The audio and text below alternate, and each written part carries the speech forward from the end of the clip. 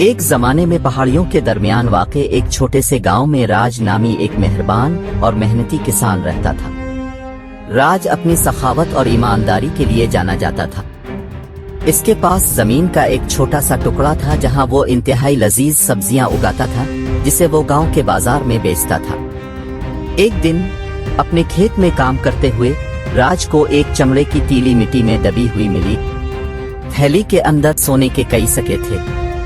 وہ اپنی تلاش سے حیران رہ گیا اور اسے جلد ہی احساس ہوا کہ یہ رقم اس کی زندگی کو ہمیشہ کے لیے بدل سکتی ہے۔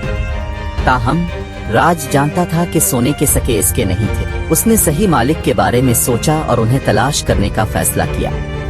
وہ گاؤں کے سربراہ کے پاس گیا اور اسے اپنی دریافت کے بارے میں بتایا۔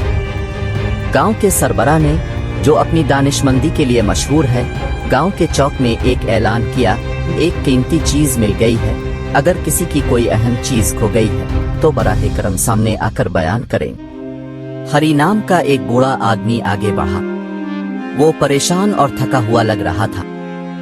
ہری نے تیلی اور اس کے مندرجات کو بالکل چھوٹی سی تفصیل تک بیان کیا۔ پتا چلا کہ ہری نے اپنی زندگی کی بچت کھیت میں حفاظت کے لیے دفن کر دی تھی، لیکن صحیح جگہ بھول گیا تھا۔ راج نے تیلی ہری کے حوالے کر دی۔ بوڑھا بہت خوش ہوا اور راج کا بہت شکریہ ادا کیا۔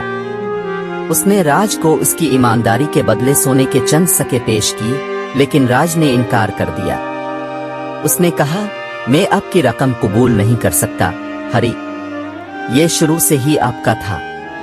مجھے خوشی ہے کہ میں اسے آپ کو واپس کر سکا۔ گاؤں والے راج کی دیانتداری اور بے لوث سے متاثر ہوئے۔ اس دن سے آگے راج کی ساکھ اور بھی مضبوط ہوتی گئی۔ لوگوں نے اس پر زیادہ بھروسہ کیا اور اس کا کاروبار خوشحال ہوا، کیونکہ ہر کوئی ایماندار کسان سے خریدنا چاہتا تھا۔ راج ایک عاجزانہ زندگی گزارتا رہا، ہمیشہ دوسروں کی مدد کرتا رہا اور اپنی اقدار کو برقرار رکھتا تھا۔ اس کہانی کا سبق یہ ہے کہ ایمانداری اور دیانت انمول ہے۔